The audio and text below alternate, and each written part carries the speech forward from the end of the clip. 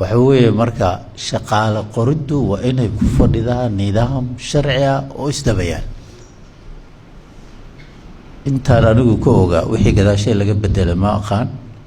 shaqaale dowladeed weligeed laguma qaadan jirin kaale iigee ma dhici jirin, waa adkeed. shaqaalaha waxay lahaayeen sharci. si loo qaato qof shaqaalahana nidaamyo badanaa ka horeeya, ay ugu weyn tahay shahaadada uu wato iyo aqoonta uu leeyahay meeshaas uu shaqada u qoranayo. ma aha mansab director iyo waxaa lagama hadlaya, waa shaqaale caadi ah. markay noqoto mas-uul inuu noqdana waa ka weyn. marka 91 wixii dhacay kadib waa aragnay,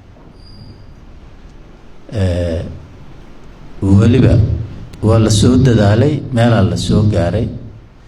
marka dowladdan ay dhalatay dad badana hadda isweydiiya, aan ogahay haddii aad su-aalahaas inaad idinku jirto idinka laftiina iga soo horjeedo, maxaa shaqaalo loo qori waayey? shaqaale hebel miyaa ku wadataa inaan qorno? aniga meesha lacagtaan fadhiya nin hebel lagu keenay ma maraay, anaa idiin sheegaya shahaadooyinkiisa alaabtiisa kulli wasiirka waa igu yaqaaneen. iska dhaafaa la yidhahda. waxa weeye qofka la qoranayo waa in awalan baahi ay jirto, wasaaraddaas ama hay-addaas baahi ay ka jirto. baahida jiraysana ma aha qof madax madow in lasoo qaadanayo, shaqaalaan rabnaa wasaaradda ina iska ballaarato keliya ma aha. shaqada qofka la qaadanayo maxay tahay qualitigiisu, maxaa laga rabaa, waajibaadka u qaadayo maxay tahay, waxa loo dhiibayo maxay yihiin, ayaa ka horeysa inta aanan qofka shaqaala aan la dalbanin. shaqaalaan rabnaa, shaqaalaha nagu yar. dowladdu 6,000 oo shaqaale ay leedahay maanta. haddii wasaaraddu u baahato shaqaale,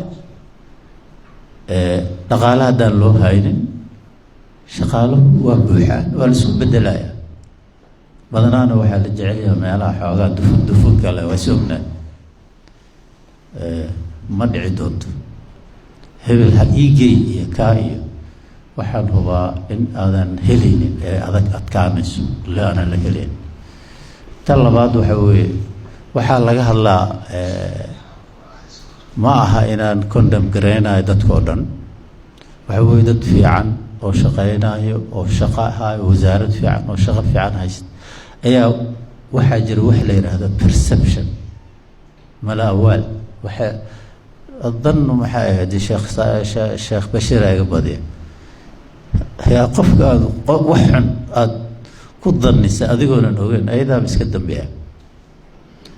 ma aha in la shakiyo qofka ilaa xaqiiqada laga gaaro.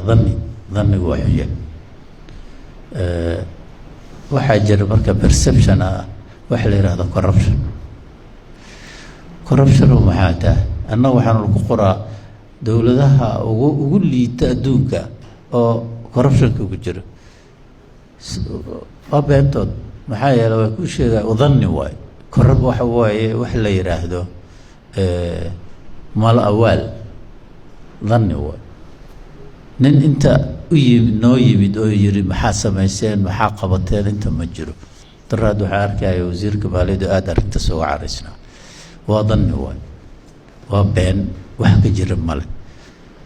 musuqmaasuq adduunka dhan waa ka jira, soomaaliya kama duwana, laakiin wax soomaaliya ku gaar ah oo nambarada loogu dhigo sabab ay leedahay ma jiraan.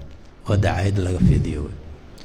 marka haddaan gadaal ugu soo noqdo marka arrinta shaqaalaha iyo integrity-ga, waxa weeye nidaamka shaqo qorista in loo maro wey. si loo taa loo sameeyo, awalan miisaaniyad ma jirtaa in wax lagu qoro.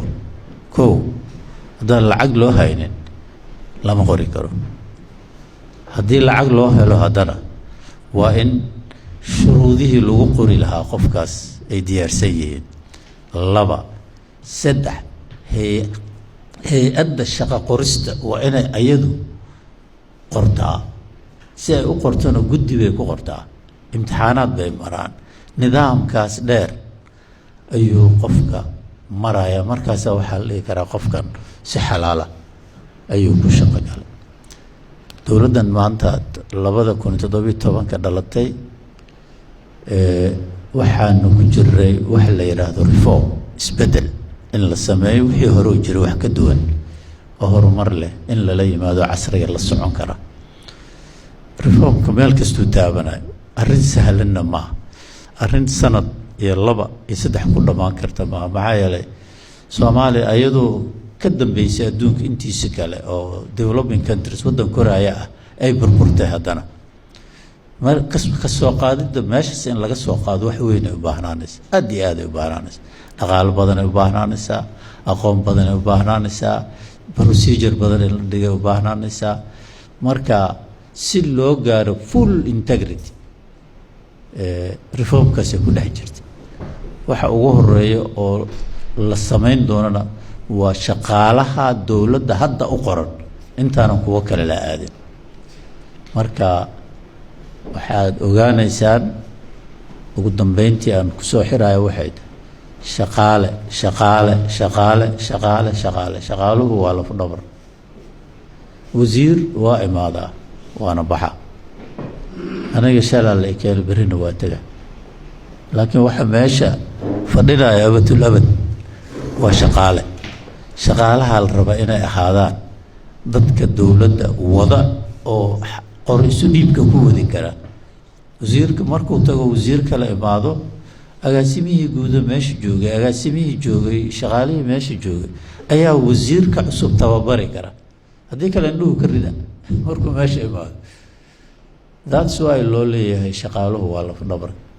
marka macala wasiir aadan kugu mahadinaya in shirarka noocan ah aad qabatay inaad badisano waa jeclaan lahayn si dowladdu ay u hesho fikrad badan uga hesho cadaaladda integrity-ga shaqaalaha lagula dhaqmaayo.